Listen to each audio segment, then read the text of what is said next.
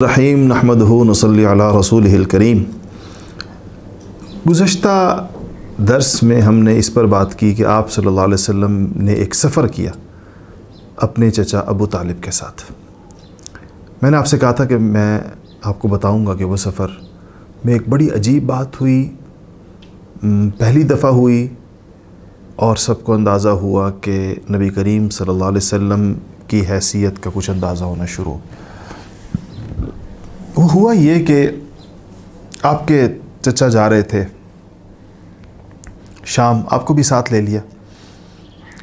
ایک جگہ ہے جس کو کہتے ہیں بصرہ، یہ بصرہ شام میں ہے۔ ایک تو بصرہ ہے، آپ نے نام سنا ہوگا، وہ عراق میں، بغداد اور بصرہ مشہور شہر ہیں عراق کے، کوفہ، بغداد، بصرہ وغیرہ، یہ بصرہ ہے۔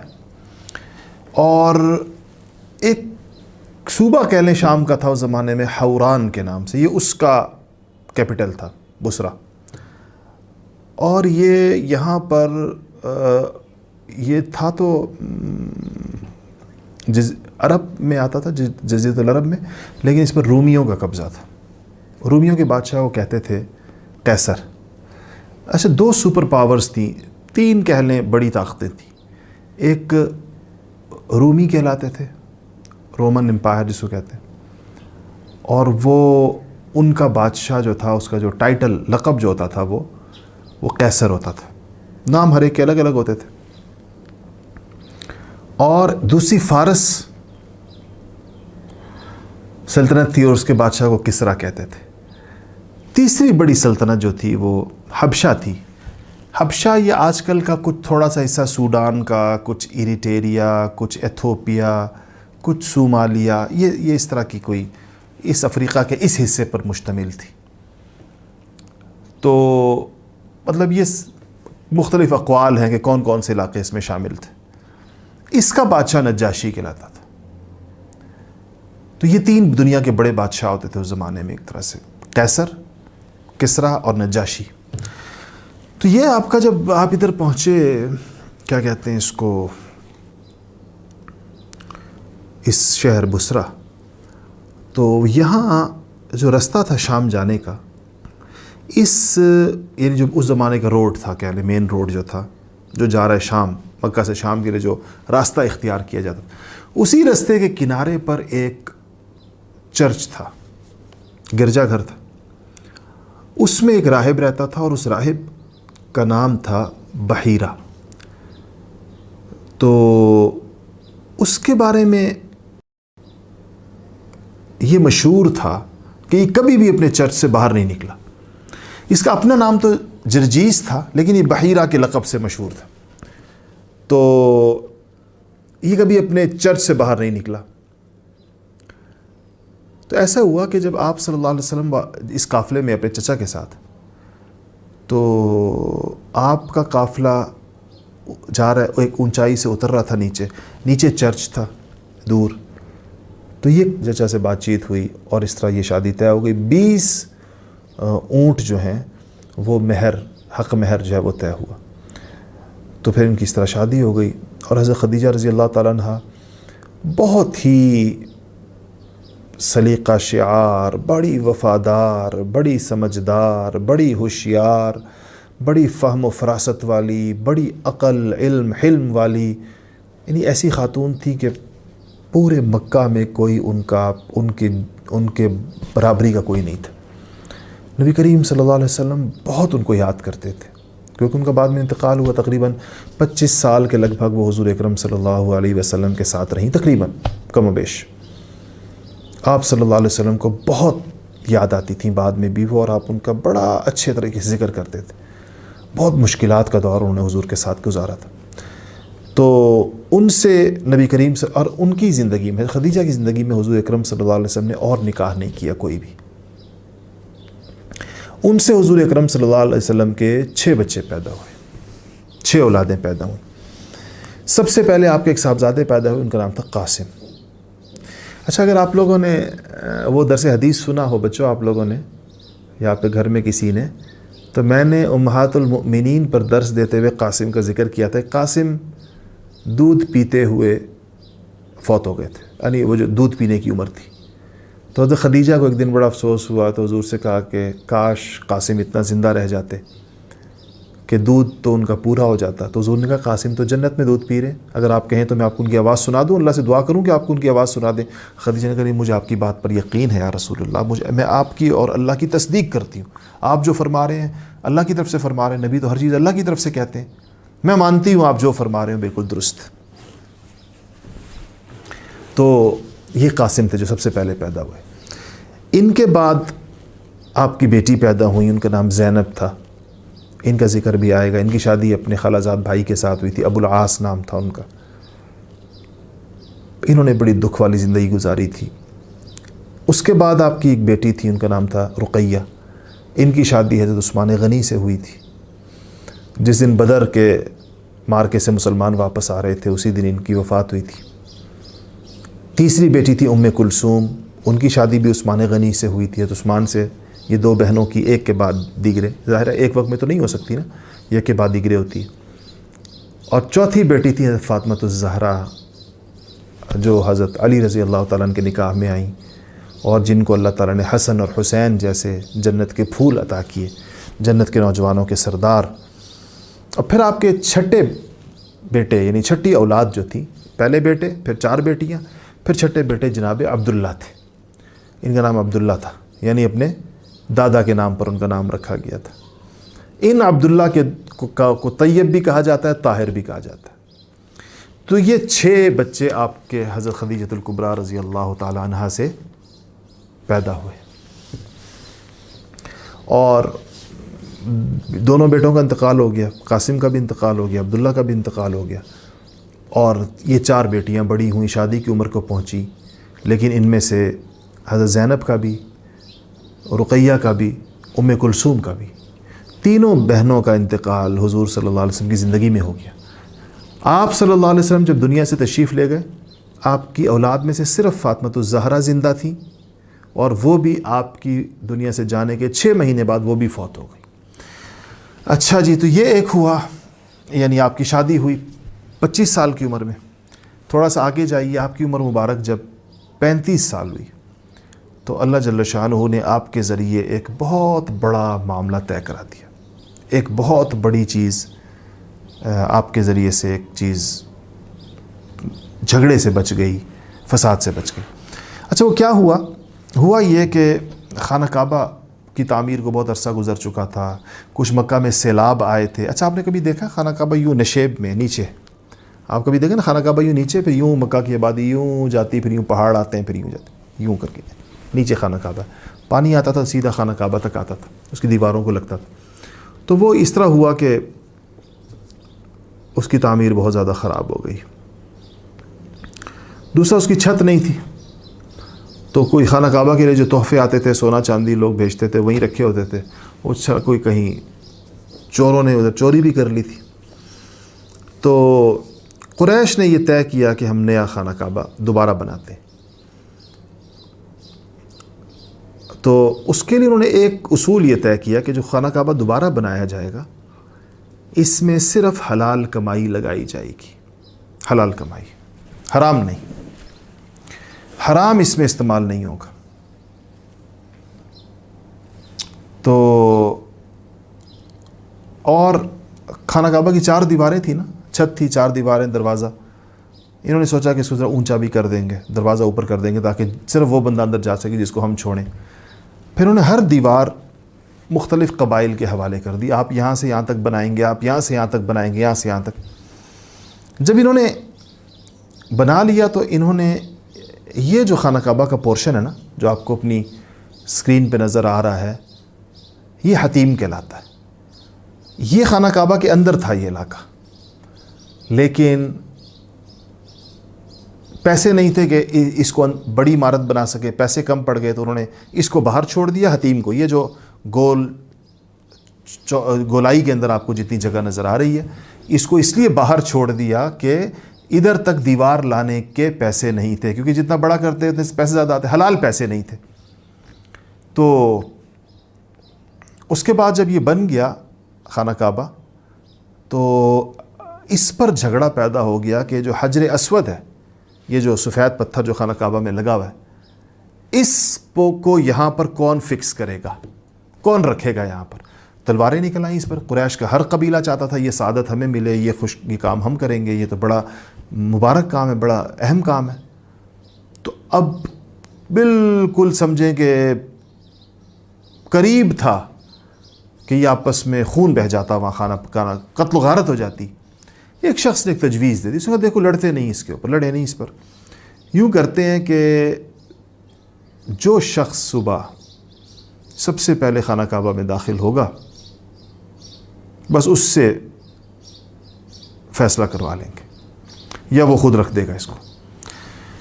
اگلے دن اللہ کی شان کے نبی کریم صلی اللہ علیہ وسلم سب سے پہلے تشریف لے آئے. سب نے بڑے خوش ہوئے, کہا ہذا امین, ہذا صادق, یہ تو امین ہے, یہ تو صادق ہیں. تو یہ تو بالکل ان سے زیادہ بہتر کون ہو سکتا ہے. تو آپ کے پاس, اب آپ تو بہت سمجھدار تھے, بڑے ہوشیار تھے, آپ نے بجائے اس کے کہ خود رکھ دیں, آپ نے سوچا اس مسئلے کو پرماننٹلی حل کرنا چاہیے. آپ نے کہا کہ ایک چادر لائیں. چادر لائی گئی, اس پہ آپ نے حجر اسود رکھا, اور آپ نے کہا کہ جتنے قبائل تھے, ان کے جتنے بڑے تھے, جو اس کی توقع اور امید رکھ رہے تھے, سب سے کہا کہ وہ چادر کو پکڑ لیں چاروں طرف سے. سب نے پکڑ لی. ان سے کہا چلیں لے کر آئیں. سارے لے کر آئے, ساروں نے اس کو اوپر کیا, اور آپ نے پھر آخر میں اٹھا کر اس جگہ پر رکھنے والا جو کام ہے وہ آپ نے خود کر لیا, شریک سب کو کر لیا. اس سے ایک بہت بڑا خون خرابہ ٹل گیا, اس سے ایک بہت بڑا مسئلہ حل ہو گیا. اور خانہ کعبہ کی تعمیر میں یہ آپ کا دانشمندانہ فہم و فراست والا, حالانکہ ابھی تک آسمان سے نبوت, ابھی تک آسمان سے جبرائیل کی آپ کے پاس وحی لے کر جو آمد و رفت ہے وہ شروع نہیں ہوئی, وہ تو آپ کی 40 سال کی عمر میں شروع ہوئی ہے. تو یہ اللہ جل شانہ نے آپ کے ذریعے سے یہ کام لیا جو خانہ کعبہ کی تعمیر ہوئی. اس کے بعد پھر خانہ کعبہ کی اپنی ایک ہسٹری ہے, کب بنا, پھر کب بنا, پھر کب بنا, کتنی دفعہ بنا, اور اس کی لمبائی کیا ہے, چوڑائی کیا ہے, اونچائی کیا ہے, اس کے دروازے کب کب بنتے رہے, اس کی چابیوں کی اپنی ہسٹری ہے. یہ خانہ کعبہ خود ایک بہت بڑی وہ ہے جس پر بات کی جا سکتی ہے, لیکن ہمیں تیزی کے ساتھ آگے چلنا ہے. اچھا, یہ تو آپ کی 35 سال عمر, اس پہ آپ یہ کہہ سکتے ہیں کہ نبی کریم سے, اور آپ کی عمر جب 40 سال ہوئی ہے تب آپ کو نبوت ملی ہے. اس پر ہم کل سے انشاءاللہ بات شروع کریں گے. آج اس پر آپ لوگ اب تھوڑا سا ہم یہ کہہ سکتے ہیں کہ یہاں تک پہنچ کر ہم نے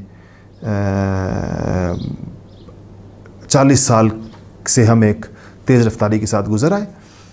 اب میں بھائی دانیال سے چاہوں گا کہ وہ اس 40 سال کی زندگی کو ذرا ریکیپ کر دیں, اور وہ ہمیں بتائیں کہ اگر ہم پوائنٹس کے اندر یاد کرنا چاہیں کہ یہ کون کون سے پوائنٹس بنتے ہیں جو ہمارے ذہن میں رہنے چاہیے, تو وہ ذرا ہمیں بتائیں تاکہ ہم اس کو 40 سال کی زندگی کو ہمیں خلاصہ کر کے دے دیں, اور اس وہ خلاصہ جس کو ہم یاد رکھیں. میں ان سے یہ گزارش کرتا ہوں.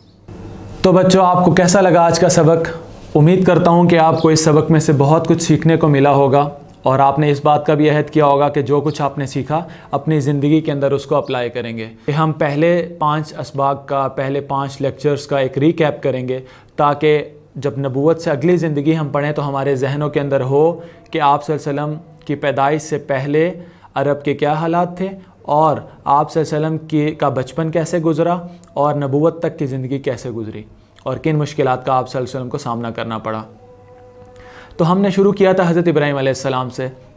ہم نے یہ پڑھا کہ حضرت ابراہیم علیہ السلام کا تعلق عراق سے تھا.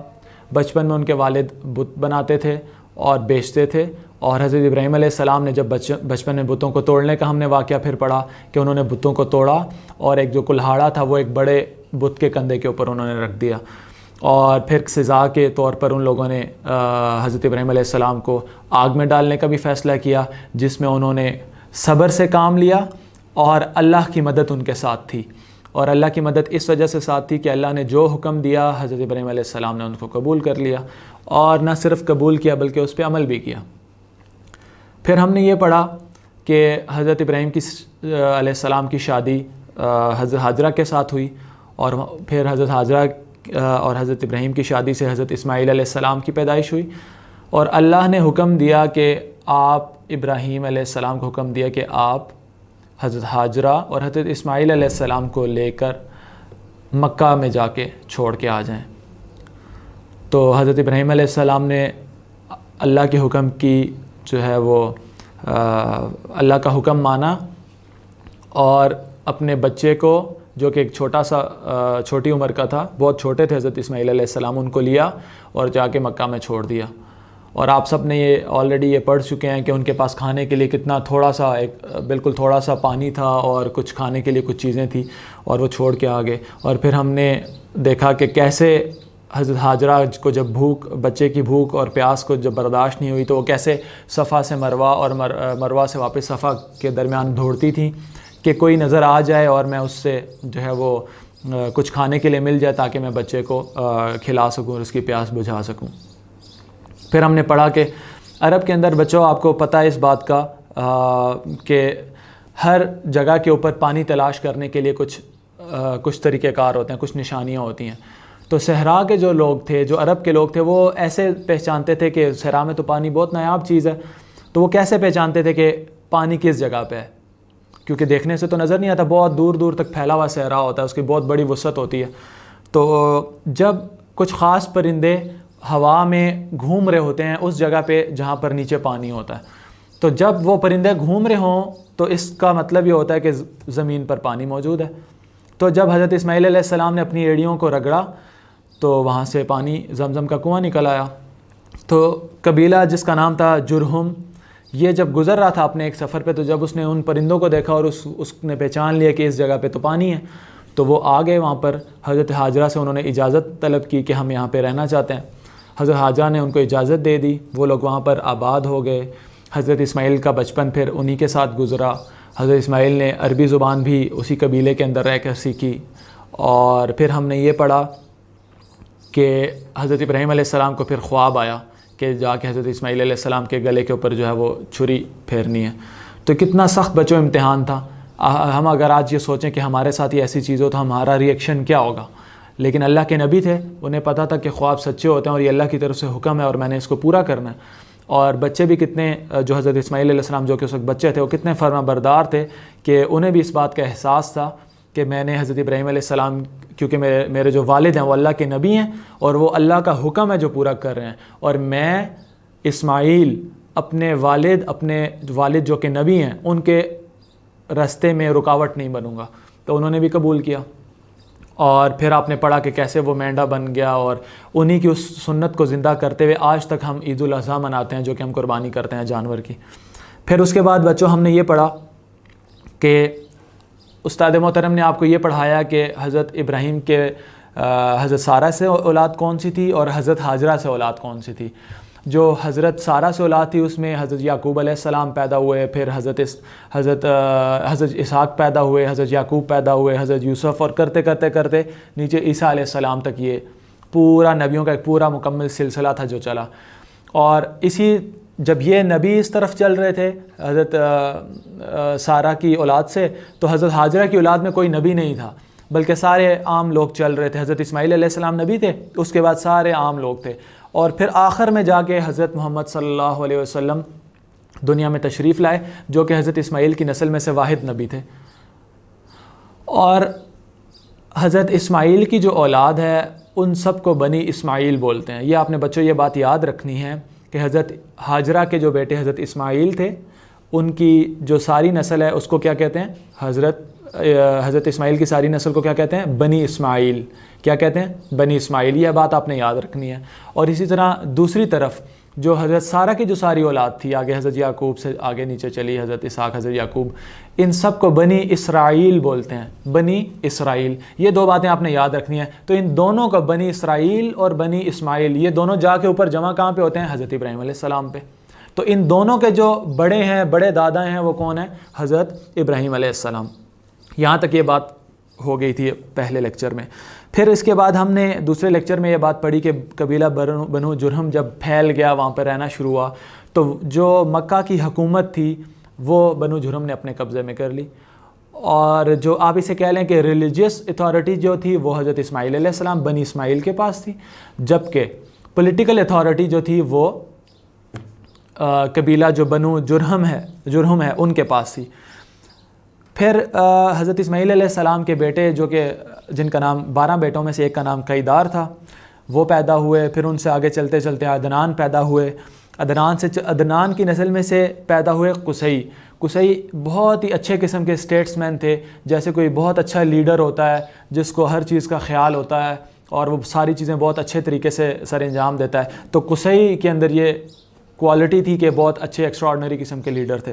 اور پھر ان کے بیٹے آگے عبد مناف اور پھر آگے ہاشم پیدا ہوئے۔ پھر آپ نے یہ پڑھا کہ کیسے عبد المطلب مدینہ میں گئے اور ہاشم کے مطلب جو ہیں وہ مدینہ میں گئے اور ہاشم کے جو بیٹے تھے ان کو لے کے واپس مکہ میں آئے، اور جن کو پھر عبد المطلب کے نام سے جانا جاتا ہے۔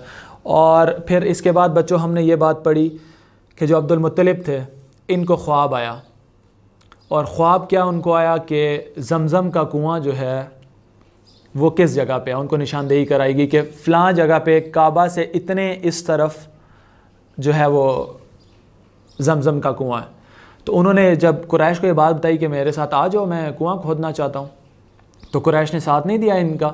تو اس وقت ان کے صرف ان کا ایک بیٹا تھا، تو انہیں اس بات کا شدت سے احساس ہوا کہ میرے پاس ورک فورس نہیں ہے، میرے بیٹے نہیں ہیں اور میرے پاس ہیومن ریسورس نہیں ہے جو کہ اس مشکل وقت میں میرے ساتھ کھڑے ہوتے، تو میں جلدی سے کھدائی کر لیتا، قریش بے شک ساتھ نہ دیتے۔ تو اس وقت انہوں نے پھر منت مانگی، اور یہ منت مانگی کہ اگر اللہ نے مجھے 10 بیٹے دیے تو میں ایک بیٹا اللہ کے راستے میں ذبح کروں گا، جیسے کہ حضرت اسماعیل علیہ السلام کے بارے میں حکم آیا تھا۔ تو پھر کھودتے کھودتے جب ان کو کنواں مل گیا تو پورے قریش ان کے ساتھ مل گئے۔ پھر اللہ پاک نے ان کو بیٹے دیے، 10 بیٹے جب ان کے ہوئے تو ان کو خیال آیا کہ میں نے تو منت مانگی تھی اور منت پورا کرنے کا وقت بھی آ گیا۔ تو انہوں نے کیا کیا کہ ان کے 10 بیٹے تھے، انہوں نے قرعہ ڈالا۔ بچوں آپ کو پتہ ہے قرعہ کیا ہوتا ہے؟ جب پیپر کے اوپر آپ نام لکھتے ہیں، اور 10 پیپر انہوں نے لیے اور 10 کے 10 پہ 10 نام لکھے اور اس میں سے ایک کو اٹھایا، تو جس کا نام آ گیا انہوں نے کہا کہ ان کو ہم ان کی قربانی کریں گے۔ اس پہ نام آیا حضرت عبداللہ کا۔ حضرت عبداللہ وہ ہیں جو آپ صلی اللہ علیہ وسلم کے والد ہیں، اور یہ ان کو بہت زیادہ پورے قریش ان کو بہت اچھا جانتے تھے اور ان کے والد کو بھی یہ بہت پسند تھے۔ تو قریش نے کہا کہ آپ یہ کیا کر رہے ہیں، ایسے تو ہم آپ کو یہ نہیں کرنے دیں گے۔ تو اس کے پھر آپ کو پتہ ہے کہ وہ دیت والا معاملہ چلا کہ دوبارہ قرعہ ڈالیں گے، ایک طرف عبداللہ کا نام ہوگا، دوسری طرف 10 اونٹ ہوں گے، اور ہم پرچیاں اٹھائیں گے، اور جس قرعے میں نام اگر عبداللہ کا آ گیا تو ہم 10 اونٹ اور بڑھا دیں گے اور پھر قرعہ ڈالیں گے، اور پھر اگر عبداللہ کا نام آ جاتا تھا پھر 10 اونٹ اور بڑھا دیتے، تو کرتے کرتے 10 20 30 40 50 کرتے کرتے 100 تک اونٹ بڑھ گئے، اور جب 100 اونٹ پورے ہو گئے پھر قرعہ ڈالا، نام آ گیا اونٹوں کا۔ اب حضرت عبداللہ کی جان بچ گئی اور انہوں نے یہ فیصلہ کیا کہ 100 اونٹ جو ہیں وہ ہم ذبح کریں گے۔ یہ ہم نے یہاں تک پڑھ لیا۔ پھر اس کے بعد ہم نے دیکھا کہ حضرت عبداللہ کے جب شادی ہوئی حضرت آمنہ سے، تو آپ صلی اللہ علیہ وسلم کی پیدائش سے کچھ دن پہلے ایک واقعہ ہوا جس کو واقعہ فیل کہتے ہیں، اور یہ بہت ہی تفصیل سے استاد جی نے آپ کے سامنے اس بات کو رکھا کہ کیسے یمن کا ایک ابرہہ نام کا ایک بادشاہ تھا، اور جس نے جب یہ دیکھا کہ پوری دنیا سے لوگ حج کرنے کے لیے آتے ہیں مکہ میں، کعبہ کے پاس آ کے حج کرتے ہیں، تو اس نے کہا کہ میں خود بادشاہ ہوں، اتنی بڑی میری سلطنت ہے، تو لوگ ادھر کیوں جاتے ہیں، تو میں اپنے پاس بھی ایک کعبہ تعمیر کروا لیتا ہوں تاکہ جو پوری دنیا سے لوگ آئیں وہ میرے پاس آ جائیں، تو اس طرح میرا بھی نام ہوگا، اور جو میں بات کروں گا وہ بھی بات لوگ مانیں گے کہ یار یہ تو اس نے بہت بڑا ایک کام کیا، اور لوگ یہاں پہ جمع ہوتے ہیں اس کی بات سنتے ہیں۔ اس دور میں آج کل سوشل میڈیا کی طرح اور یہ ٹیلی ویژن اور یہ چیزیں تو تھی نہیں، تو کمیونیکیشن لوگوں تک کرنے کا کیا طریقہ تھا؟ جو میس کمیونیکیشن کرتے ہیں، زیادہ تر لوگوں تک ایک بات پہنچانی ہوتی ہے، تو وہ یہی ہوتا تھا کہ جہاں پر لوگ جمع ہوتے ہیں وہاں پہ آپ جا کے کوئی بات کر لیں۔ میلے لگتے تھے، میلے میں جا کے کوئی بات کریں گے تو ہو سکتا ہے 500 بندہ آیا ہو، 1000 بندہ آیا ہو، 10,000 بندہ آیا ہو، تو آپ کی بات 10,000 بندے تک پہنچ جاتی۔ تو یہی خیالات کچھ ابرہہ کے تھے، لیکن ایک عرب جو کہ وہاں پر قریش کا ایک قریشی وہاں پہ موجود تھا، اس کو جب غصہ آیا تو اس نے اس کے کعبہ کو ایز اے ٹوائلٹ یوز کر لیا، اور جس پہ ابرہہ شدید غصے میں آ گیا، اور اس نے کہا کہ اب میں پہلے ان کا کعبہ نعوذ باللہ گھراؤں گا اور پھر آ کے اپنے کعبہ کو صاف کروں گا۔ اس کے بعد اس نے ایک بہت ہی بڑا لشکر تیار کیا، جس لشکر میں ہاتھی بھی تھے۔ بچوں آپ کو اس بات کا پتہ ہے کہ عرب میں جو صحرائیں جو عرب ممالک ہیں وہاں پہ ہاتھی نہیں ہوتے، ہاتھی تو اور علاقوں میں ہوتے ہیں، صحرا میں ہاتھی نہیں رہتے، ہاتھی کو تو پانی اور یہ چیزیں زیادہ چاہیے ہوتی ہیں، صحرا میں تو پانی نہیں ہوتا، تو اونٹ وغیرہ صحرا میں ہوتے ہیں، ہاتھی ادھر نہیں ہوتے. لیکن اس نے اپنی فوج میں کہیں سے ایک بہت ہی اعلیٰ قسم کے ٹرینڈ جو ہے وہ منگوائے ہوئے تھے، ہاتھی منگوائے ہوئے تھے. اس نے کیا کیا کہ ان ہاتھیوں کو لیا اور پوری فوج بھی ساتھ تیار کی اور چل پڑا کہ میں جا کے اب مکہ میں جا کے کیا کروں گا، حملہ کروں گا. اب وہ یہ فوج لے کر جب مکہ کے قریب پہنچا تو ہم نے آگے یہ بات پڑھی کہ کیسے عبد المطلب آئے اور ان کے ساتھ بات چیت ہوئی اور پھر اس نے نہیں بات مانی اور اس نے پھر حملہ کرنے کی طرف چل پڑا. تو اس کا نتیجہ کیا نکلا کہ اللہ پاک نے، اللہ رب العزت نے اس کے اوپر ایک فورس بھیجی، ایک ایئر فورس بھیجی جس کو ابابیل بولتے ہیں. اور ابابیل ہر ایک پرندے کے پاس 3 راکٹس تھے، ایک اس کے منہ میں کنکر تھا اور 2 اس کی پنجوں کے اندر کنکر تھے. اور جب وہ اوپر سے گزرتے تو وہ جب ان کنکروں کو پھینکتے تو وہ نیچے آ کے اس کی فوج کے اوپر جب گرتے تو وہ ایسے ہو جاتا جیسے اس کو آپ نے جیسے مشین سے کیما بنا کے پھینک دیا ہو. تو ہاتھی بھاگنا شروع ہوئے، انہوں نے فوج کو بھی نیچے، اپنی فوج کو ہی نیچے کچل کے رکھ دیا اور ابرہہ بچ گیا. لیکن اس کی اتنی بری حالت ہوگی کہ جب یہ یمن پہنچا تو اس کے ہڈیوں سے جو ہے نا وہ اس کا گوشت تقریباً اتر چکا تھا اور یہ بالکل ایک چوزے نما شکل میں آ چکا تھا. اور ادھر جا کے اس کی پھر دل پھٹ گیا، اس کی وہاں پہ وفات ہو گئی، یہ مر گیا وہاں پہ. ہم نے پھر واقعہ فیل پڑھا. اس واقعہ فیل کے بعد آپ صلی اللہ علیہ وسلم کی پیدائش ہوئی. لیکن جس سال آپ صلی اللہ علیہ وسلم پیدا ہوئے اس سال 3 واقعات آپ نے بچوں یاد رکھنے ہیں، جس میں سے ایک ہم نے پڑھ لیا کہ وہ واقعہ فیل ہے جس میں ابرہہ آیا اور بیت اللہ کو گرانے کی نیت سے تو اللہ نے ابابیل بھیجے، یہ ایک. دوسرا آپ نے یہ بات یاد رکھنی ہے کہ جو کیسر ہے، جو رومن امپائرز تھی اس وقت کی رومن امپائر، اس میں ایک زوردار قسم کا زلزلہ آیا تو ان کے جو بڑے بڑے محلات تھے وہ ان کے اندر دراڑیں پڑ گئی، ان کے اندر جو ہے کریکس آ گئے. اور یہ رومن امپائر تھی اور زمین کے دوسری جانب جو ہے وہ پرشین امپائر تھے جس کو کسرا بھی بولتے ہیں. اور وہاں پر کیا ہوا کہ وہ تھے آتش پرست. وہ آتش پرست سے مراد یہ کہ آگ کی پوجا، وہ آگ جلاتے تھے اور اس کی عبادت کرتے تھے. وہ سمجھتے تھے کہ یہ جو آگ ہے یہ ہمارا خدا ہے. جس طرح مشرکین جو ہیں وہ بتوں کی پوجا بھی کرتے تھے اور جو پرشینز تھے وہ آگ کی پوجا کرتے تھے. تو کیا ہوا کہ جس سال آپ سے پیدا ہونا تھا اس سال ان کے آتش کدا جس میں صدیوں سے کبھی آگ نہیں بجھنے دیتے وہ لوگ، کیونکہ آگ بجھنے کا مطلب ہے ان کا خدا مر گیا، تو وہ آگ نہیں بجھنے دیتے. تو کیا ہوا کہ وہ آگ بجھ گئی تو اس سے ان کو شدید پریشانی ہوئی کہ کوئی خاص ایونٹ ہوا ہے زمین پر جس کی وجہ سے ہمارے ساتھ یہ کام ہوا. پھر ہم نے یہ پڑھا اور پھر جب آپ صلی اللہ علیہ وسلم دنیا میں تشریف لائے تو حضرت آمنہ فرماتی ہیں کہ میں نے ایک بڑا عجیب سا نور دیکھا جب آپ صلی اللہ علیہ وسلم کی پیدائش ہوئی. یہاں تک تو بچوں ہم نے آپ صلی اللہ علیہ وسلم کی پیدائش کے پہلے جتنا کچھ ہم نے پڑھا اس کو ریکیپ کر لیا. اب دیکھتے ہیں کہ پیدائش سے لے کر آپ صلی اللہ علیہ وسلم کو نبوت ملنے تک کیا چیزیں، کیا بڑے اہم ایونٹس ہوئے.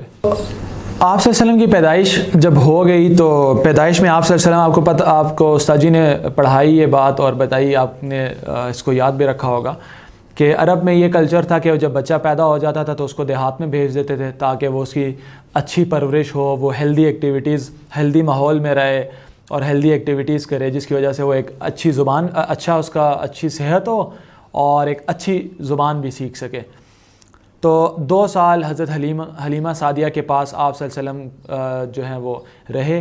حضرت حلیمہ سعدیہ کے قبیلے کا نام بنو سعد تھا اور آپ صلی اللہ علیہ وسلم جب 2 سال وہاں پر رہے، 2 سال کے لیے لے کے جاتی تھیں. کیسے وہ بنو سعد سے جب عورتیں مکہ میں آتی تھیں اور بچوں کو لے کر واپس جاتی تھیں اور جب سارے بچے انہوں نے لے لیے تو آپ صلی اللہ علیہ وسلم کو چھوڑ دیا.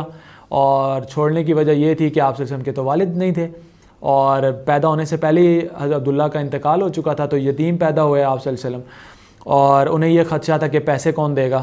ظاہر سی بات ہے کچھ اجرت چاہیے، اب میں 2 سال تک ایک بچے کو پالوں گی تو مجھے کچھ اس کے معاوضہ ملنا چاہیے، وہ معاوضہ دینے والا کوئی ہے نہیں تو وہ چھوڑ جاتے تھے. بہرحال پھر آپ نے یہ پڑھا اس بات کو کہ حضرت حلیمہ سعدیہ نے یہ طے کیا کہ ہم ان کو لے کر جائیں گے. اور کیسے جب آپ صلی اللہ علیہ وسلم ان کے گھر میں گئے تو کیسے برکتیں ہی برکتیں، ان کے گھر کے اندر رحمتیں ہی رحمتوں کا نزول شروع ہو گیا اور ہر چیز کی اللہ پاک نے ہر چیز میں برکت ڈال دی، بہت ہی خوشحالی آ گئی ان کے گھر میں. اور پھر آپ صلی اللہ علیہ وسلم کو 2 سال بعد وہ واپس جب لے کے آئیں تو انہوں نے حضرت آمنہ سے ریکویسٹ کی کہ ہمیں مزید 2 سال کے لیے آپ صلی اللہ علیہ وسلم کو لے کے جانے دیں، کہ ان کی وجہ سے ہمارے گھر میں اتنی خوشیاں آئی ہیں کہ ہم چاہتے ہیں کہ یہ مزید ہمارے ساتھ رہیں۔ تو حضرت آمنہ نے پھر بھیج دیا۔ پھر جب 2 سال اگلے 2 سال تھے، اس میں پھر آپ نے استاد محترم سے پڑھا کہ شق صدر کا واقعہ ہوا کہ جس میں آپ صلی اللہ علیہ وسلم کا سینہ چاک کیا، کھولا گیا اور اس کے اندر کچھ چیزوں کو دھویا گیا، اور حضرت جبرائیل علیہ السلام نے پھر اوپر یوں ہاتھ پھیرا اور وہ زخم سارا جڑ گیا۔ اس سے حضرت حلیمہ سعدیہ بہت ڈر گئیں کہ بہت ہی کوئی خاص بچہ ہے، اور یہ ایونٹ جس کے ساتھ ہوا ہے وہ بہت ڈر گئیں کہ اس کو کوئی نقصان نہ پہنچا دے۔ وہ آپ صلی اللہ علیہ وسلم کو لیا اور واپس آ کے حضرت آمنہ کو دے دیا۔ پھر اس وقت آپ صلی اللہ علیہ وسلم 4 سال کے تھے، تو کیا ہوا کہ پیدائش کے بعد آپ صلی اللہ علیہ وسلم نے کتنے سال حضرت حلیمہ کے پاس گزارے؟ 4 سال۔ یہ بات آپ نے یاد رکھنی ہے کہ جب پیدا ہوئے حضرت حلیمہ کے پاس گئے، 4 سال آپ نے حضرت حلیمہ کے پاس گزارے۔ 4 سال کے بعد مزید 2 سال تک اپنی والدہ کے ساتھ حضرت آمنہ کے ساتھ رہے، تو 6 سال کی جب عمر ہوئی تو آپ اپنی والدہ کے ساتھ تھے۔ تو آپ کی والدہ نے، حضرت آمنہ نے یہ پلان کیا کہ ہم جاتے ہیں واپس مدینہ، کیونکہ آپ نے یہ پڑھا کہ حضرت آمنہ جو تھی وہ مدینہ کی تھی۔ تو جب مدینہ گئے تو واپسی کے اوپر حضرت آمنہ کا بھی انتقال ہو گیا، اور آپ نے پڑھا کہ 6 سال کا ایک بچہ جس کے والد پہلے سے ہی نہیں تھے، جو یتیم تھے، ان کے ساتھ والدہ تھیں، اور 6 سال میں ان کی والدہ کا بھی انتقال ہو گیا۔ اور کتنا شدید دکھ پہنچا آپ صلی اللہ علیہ وسلم کو۔ ایک چھوٹا سا بچہ کیسے قبر کے ساتھ لپٹ کر رو رہا ہوگا، اور جب ان کے ساتھ وہ تھے، ان کی جو خادمہ تھیں، وہ کیسے ان کو واپس پکڑ کر واپس لا رہی تھی کہ ان کو واپس مکہ لے کر جائیں۔ خیر جب مکہ پہنچی تو ابو طالب نے پھر عبد المطلب نے آپ کی پھر سرپرستی کی۔ مزید 2 سال عبد المطلب بھی زندہ رہے، اور پھر ان کا بھی انتقال ہو گیا۔ اس کے بعد نبوت ملنے کے بعد تک ابو طالب کے ساتھ آپ صلی اللہ علیہ وسلم رہے، اور انہوں نے آپ صلی اللہ علیہ وسلم کی سرپرستی کی۔ ہر مشکل میں ساتھ کھڑے ہونا، ہر چیز کا، جو بھی چیز تھی اس کا خیال رکھنا، اور ٹیک کیئر انہوں نے کی۔ تو ہم نے اس کے بعد ایک سفر پڑھا کہ آپ صلی اللہ علیہ وسلم شام کے ایک سفر پر گئے، اور جب سفر پر گئے تو ہم نے یہ چیز پڑھی کہ ایک راہب تھا جو چرچ میں ہمیشہ رہتا تھا، باہر نہیں آتا تھے، ان کا نام تھا بحیرہ راہب، اور وہ کیا کبھی باہر نہیں آیا۔ تو جب آپ صلی اللہ علیہ وسلم اس سفر پر گئے تو بھاگتا بھاگتا اپنے چرچ سے باہر آ گیا۔ لوگ بھی بہت حیران ہوئے کہ یہ تو آج تک چرچ سے باہر ہی نہیں آئے، تو یہ کیا واقعہ ہوا کہ جس کی وجہ سے چرچ سے باہر آ گئے۔ تو انہوں نے جب دیکھا تو آپ صلی اللہ علیہ وسلم کے پاس آ گئے اور کہا کہ یہ جو بچہ ہے یہ کس کا بیٹا ہے؟ جب ان کے ساتھ جو بڑے تھے انہوں نے بتایا کہ یہ ہمارے ساتھ آئے ہیں، جو بھی قافلے میں ان کے ساتھ بڑے لوگ تھے، تو انہوں نے بتایا کہ انہوں نے ان کی دعوت کی، بحیرہ راہب نے آپ صلی اللہ علیہ وسلم اور ان کے ساتھ کے لوگوں کی دعوت کی۔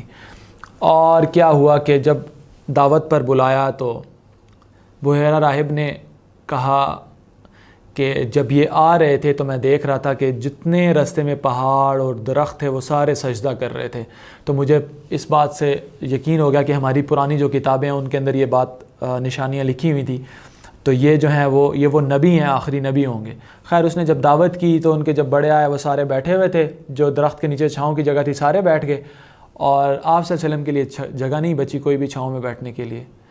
تو جب آپ صلی اللہ علیہ وسلم آئے تو دیکھا کوئی چھاؤں کی جگہ ہی نہیں ہے، تو آپ صلی اللہ علیہ وسلم دھوپ پر بیٹھ گئے، اور جیسے ہی آپ صلی اللہ علیہ وسلم بیٹھے تو جو درخت تھا اس کی ٹہنی یوں جھکی اور آپ صلی اللہ علیہ وسلم کے اوپر سایہ آ گیا۔ تو جو راہب تھا اس نے کہا کہ دیکھو یہ درخت کا سایہ ان کے اوپر کیسے ہے، یہ وہ نشانیوں میں سے ہے جو میں تمہیں بتا رہا ہوں کہ یہ اللہ کے آخری رسول ہیں، اس لیے آپ ان کو آگے مت لے کے جائیں۔